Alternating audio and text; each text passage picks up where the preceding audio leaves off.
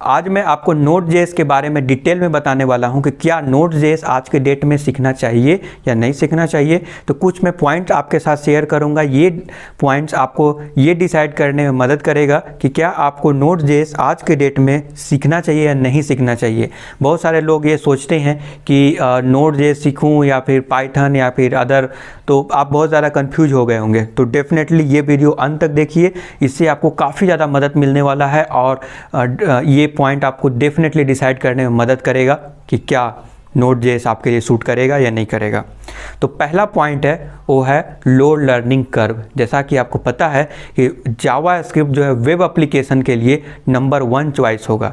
आपको ये मैटर नहीं करता है आप फ्रंट एंड है बैक एंड है कौन सा प्रोग्रामिंग लैंग्वेज यूज कर रहे हैं। अगर आप वेब एप्लीकेशन की दुनिया में अगर हैं, अगर आप वेब डेवलपर बनना चाहते हैं तो जावा स्क्रिप्ट आपको आना ही चाहिए। और जावा स्क्रिप्ट में जो है बेसिक फंक्शनलिटी को सीखना बहुत ही आसान है। ये सी से मिलता जुलता चीज़ है, बट अगेन सी में जो है मे भी आपको कॉम्प्लेक्स लगे, बट ऑलमोस्ट सिंटैक्स जो है जावा स्क्रिप्ट में वही देखने को मिलेगा।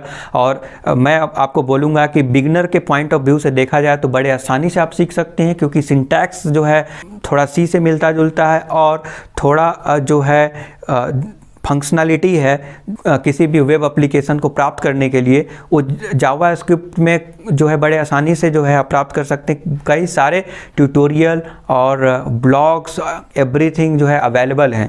अगर आप W3 स्कूल में जाइएगा या फिर मोजिला का जो है डॉक्यूमेंटेशन है जावा स्क्रिप्ट का, वो बहुत ही बेहतरीन प्रोवाइड करता है। तो जो डॉक्यूमेंटेशन है सब कुछ के पॉइंट ऑफ व्यू से बोला जाए तो यहाँ पे सीखना बहुत ही आसान हो जाएगा। बहुत सारे रिसोर्सेस आपको मिल जाएंगे और जावा स्क्रिप्ट आना भी चाहिए। अगर जावा स्क्रिप्ट अगर आपको आता है तो डेफिनेटली Node.js भी सीख जाएंगे, क्योंकि सेम प्रोग्रामिंग लैंग्वेज है, सेम सिंटैक्स यूज करेंगे आप Node.js के लिए भी। जो जावा स्क्रिप्ट के लिए यूज कर रहे हैं वो Node.js के लिए भी यूज करेंगे, तो काफ़ी बेहतरीन यहाँ पे निकल के आता है। और आज के डेट में अगर कोई भी डेवलपर अगर बनना चाहता है तो जावा स्क्रिप्ट मैं तो बोलूँगा ये मस्ट है, उसको आना ही चाहिए। कोई भी फील्ड में हो, बैकएंड में काम कर रहा हो या डेटाबेस में काम कर रहा हो, जावा स्क्रिप्ट मस्ट है। ये डॉम को बड़े आसानी से मैनिपुलेट किया जा सकता है जावा स्क्रिप्ट की मदद से, तो ये तो आना ही चाहिए, बेसिक है। तो थोड़ा बहुत तो मैं अगर Node.js आप सीखना चाहते हैं तो मैं तो एक्सपेक्ट करूंगा कि आपको थोड़ा बहुत बेसिक नॉलेज है जावा स्क्रिप्ट का। यही बेसिक नॉलेज, यही सेम सिंटैक्स आपको यूज़ करना पड़ेगा Node.js में। अगेन Node.js इस्तेमाल करने के लिए, कुछ भी बिल्ड करने के लिए कई सारे पैकेजेस की ज़रूरत पड़ेगा। वो पैकेज, कई सारे पैकेज अवेलेबल हैं Node.js के लिए, वो आप यूज कर सकते हैं अपने प्रोजेक्ट में। उसका सिंटैक्स जो है उसके डॉक्यूमेंटेशन से मिल जाएगा, बट बेसिक फंक्शनलिटी को अचीव करना यहाँ पे बहुत ही आसान है। अगेन इसमें बहुत सारे डीप कंसेप्ट भी हैं जो इवन एक्सपीरियंस डेवलपर को भी अच्छे से समझ में नहीं आते हैं। उन लोग भी जो है काफ़ी ज़्यादा एफर्ट डालते हैं ताकि वो जो है बड़े आसानी से उस चीज़ को सीख जाएं। बट बेसिक रिक्वायरमेंट आपका फुलफिल हो जाएगा। और अगर आपका इंटरेस्ट आ गया जावा स्क्रिप्ट में तो उस एडवांस कंसेप्ट को भी बड़े आसानी से आप सीख सकते हैं। तो ये हो गया लर्निंग कर्व। दूसरा जो रीजन है परफॉर्मेंस एंड स्केलेबिलिटी। तो अगर परफॉर्मेंस के बारे में बात करें तो जावा Node.js जो है वो आपको पता है कि क्रोम के V8 इंजन के बेस पे बना हुआ है, जो एक रन टाइम इन्वायरमेंट क्रिएट करता है। मीन्स Node.js एक बैकएंड प्रोग्रामिंग लैंग्वेज नहीं है, बट ये जो आपको पता है कि रन टाइम इन्वायरमेंट जो क्रोम का V8 इंजन है वो प्रोवाइड करता है, जिससे ये जो है आपको एक फ्लेक्सिबिलिटी प्रोवाइड करता है कि जावा स्क्रिप्ट प्रोग्रामिंग लैंग्वेज को एज अ बैकएंड आप इस्तेमाल कर सकें लाइक इन Node.js। तो अगेन अगर स्केलेबिलिटी के बारे में बात करें तो एप्लीकेशन अगर बनाएंगे तो देयर आर हाई प्रोबेबिलिटी कि आप बड़े आसानी से उस प्रोजेक्ट को स्केल कर सकते हैं। इसमें किसी भी तरह का इशू नहीं होने वाला है। और परफॉर्मेंस तो ये किसी से भी कम नहीं है मैं बोलूँगा। और इसका जो एसिंक्रोनस फीचर है, मीन्स एसिंक्रोनस क्या होता है, means non blocking input output आप सुने होंगे, तो ये फीचर प्रोवाइड करता है जावा स्क्रिप्ट Node.js। तो Node.js में जो है ये फीचर होने की वजह से ये सॉलिड बना देता है और परफॉर्मेंस में जो है डेफिनेटली मैं तो बोलूँगा कि ये काफ़ी ज़्यादा पावरफुल हो जाता है। तो बेसिकली एसिंक्रोनस जावा स्क्रिप्ट क्या होता है कि सपोज दैट पेज एग्जीक्यूट हो रहा है, सपोज दैट एक स्क्रिप्ट लिखे, एक page suppose that web page है उसके लिए, तो क्या होगा कि स्टार्टिंग से एग्जीक्यूट होना स्टार्ट होगा, बट बीच में आप API कॉल किए हैं, API का रिस्पॉन्स कुछ समय बाद आएगा। तो क्या करेगा, वो तब तक वेट करेगा। अगर एसिंक्रोनस नहीं होता, सिंक्रोनस होता तो वेट करता। जब रिस्पॉन्स आएगा, जब आप आने के बाद, उसके बाद वो ब्लॉक का कोड एग्जीक्यूट होगा, मीन्स जो भी कंडीशन आप लिखे होंगे रिस्पॉन्स आने के बाद, उसके बाद जो है नेक्स्ट कोड एग्जीक्यूट होगा, यानी कि वहाँ पे तब तक वेट करेगा। बट एसिंक्रोनस नेचर होने की वजह से ऐसा नहीं होता है। ये पेज का एग्जीक्यूशन पूरा, जस्ट फॉर मैं एग्जांपल बता रहा हूँ, पेज का एग्जीक्यूशन जो है वो चलता रहेगा और हो जाएगा, और जहाँ पर वेट करने की ज़रूरत है वो वेट करेगा। और जब भी रिस्पॉन्स आएगा, या फिर जब भी सपोज सेट टाइम आउट है, तो इस केस में अगर टाइम सेट करते हैं तो जब टाइम एक्सपायर होगा तब वो ब्लॉक का कोड एग्जीक्यूट होगा। इन द सिमिलर वे, अगर एपीआई से रिस्पॉन्स आ रहा है तो जब रिस्पॉन्स आएगा तब वो ब्लॉक का कोड एग्जीक्यूट होगा। तो ये वेट नहीं करेगा कि रिस्पॉन्स आएगा तभी नेक्स्ट एग्जीक्यूशन स्टार्ट होगा, ऐसा नहीं है। ये एग्जीक्यूशन होता रहेगा जब भी अगला रिस्पॉन्स आएगा, और जो भी कंडीशन है बेस्ड ऑन योर कंडीशन और लॉजिक, तब वो कोड एग्जीक्यूट होगा। तो ये एसिंक्रोनस नेचर जो है बहुत ही फास्ट बना देता है आपके जो है Node.js को। तो अगेन मैं बोलूँगा कि यहाँ पे Node.js बेहतरीन निकल के आ जाता है परफॉर्मेंस के मामला में।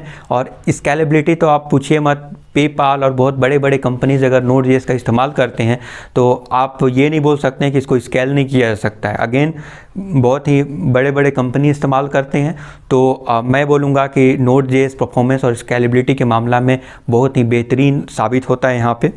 उसके बाद है npm सपोर्ट। जैसा कि आपको पता है, नोड पैकेज मैनेजर जो npm जो एक इंटरफेस प्रोवाइड करता है, जिसमें कई सारे लाइब्रेरी और मॉड्यूल को बड़े आसानी से आप यूज कर सकते हैं, इंस्टॉल कर सकते हैं, और अपने जो Node.js में बड़े आसानी से उसका इस्तेमाल कर सकते हैं। जावा स्क्रिप्ट पे कई सारे डेवलपर अवेलेबल हैं, तो एज अ रिज़ल्ट जो है कई सारे लाइब्रेरी और कई सारे डेवलपर अवेलेबल होने की वजह से लाइब्रेरी और मॉड्यूल बहुत सारे देखने को मिल जाएंगे, और उन सारे लाइब्रेरीज़ और मॉड्यूल को बड़े आसानी से आप यूटिलाइज कर सकते हैं अपने Node.js के पैकेज में। तो Node.js के प्रोजेक्ट में तो डेफिनेटली मैं यहाँ पे बोलूँगा कि npm यहाँ पे बहुत ही पावरफुल है as compared to pip, python का जो है, और जो है PHP का भी अपना एक टूल्स है। तो मैं बोलूँगा as compared to other programming language जो npm जो फ्लेक्सिबिलिटी प्रोवाइड करता है ना, वो काफ़ी कमाल का है। कई सारे पैकेज बने हुए हैं, और वर्जनिंग जो है, सपोज दैट किसी भी वर्जन को आप इंस्टॉल करते हैं अपने नोड प्रोजेक्ट में, तो उसका जो मैनेजमेंट है ना, वो काफ़ी बेहतरीन ढंग से मैनेज किया जाता है। तो ये मुझे फीचर बहुत ही बेहतरीन लगा। इवन अगर पिप अगर इंस्टॉल करते हैं, पिप से अगर कोई प्रोजेक्ट, कोई भी लाइब्रेरी और मॉड्यूल अगर इंस्टॉल करते हैं, तो वहाँ पे आपको जो है वर्जनिंग को लेकर थोड़ी समस्या हो सकता है, बट यहाँ पे जो है वर्जनिंग बहुत अच्छे से मेंटेन होता है। तो कुछ समय बाद, अगर फ्यूचर में 1 साल बाद अगर npm इंस्टॉल अगर कमांड रन करते हैं, तो सारे पैकेज जो है बड़े आसानी से पैकेज.json में जो भी लिस्टेड हैं, आसानी से वो जो है पैकेज.json और पैकेज log.json 2 फाइल्स होते हैं, तो इन दोनों को मिलाकर आप वही एग्जैक्ट वर्जन को आप इंस्टॉल कर सकते हैं। जो कंपैटिबल वर्जन है उसको इंस्टॉल कर सकते हैं, जो भी आप पैकेज जो या लाइब्रेरी या मॉड्यूल यूज करना चाहते हैं। तो मैं बोलूँगा कि वर्जनिंग जो है काफ़ी ज़्यादा बेहतरीन है नोड पैकेज मैनेजर में, और ये बहुत ही पावरफुल है। ये जो है आपका तीसरा रीजन है। और चौथा और सबसे इम्पॉर्टेंट रीजन है कि सिंगल कोड बेस आप यूज कर सकते हैं, यानी कि फ्रंट एंड के लिए भी एक ही प्रोग्रामिंग लैंग्वेज, बैक एंड के लिए भी एक ही प्रोग्रामिंग लैंग्वेज। तो अगर आप फ्रंट एंड में सपोज दैट एंगुलर, रिएक्ट या Node.js अगर एंगुलर, रिएक्ट और Vue.js इस्तेमाल कर रहे हैं, तो बैकएंड में आप Node.js इस्तेमाल कर सकते हैं। यानी कि एक ही प्रोग्रामिंग लैंग्वेज को आप सीख कर फ्रंट एंड बैकएंड दोनों आप सीख सकते हैं, और आप इस तरह से फुल स्टैक डेवलपर बन सकते हैं। तो आज के डेट में मिन स्टैक और मर्न स्टैक का जो है डिमांड बहुत ज़्यादा है, क्योंकि जितने भी ऑफलाइन सॉफ्टवेयर अवेलेबल हैं उनका जो है अभी ऑनलाइन किया जा रहा है, यानी कि वो वेब बेस्ड बनाए जा रहे हैं।